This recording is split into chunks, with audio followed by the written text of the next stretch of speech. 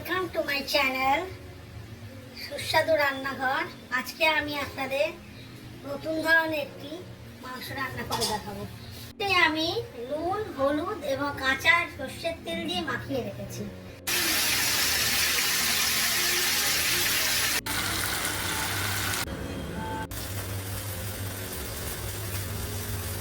মাংসটাকে আমি কড়াইয়ে ভালো করে কষানোর পরে এরকমভাবে চারিদিকে তেল ছেড়ে গেছে।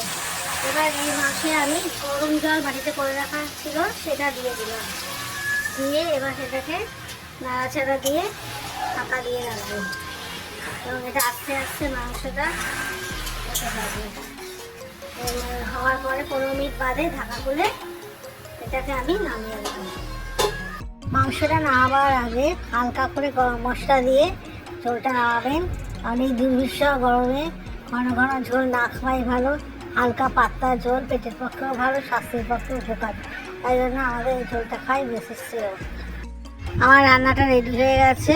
ডেফিনেটলি এটা ট্রাই করে দেখবেন বাড়িতে।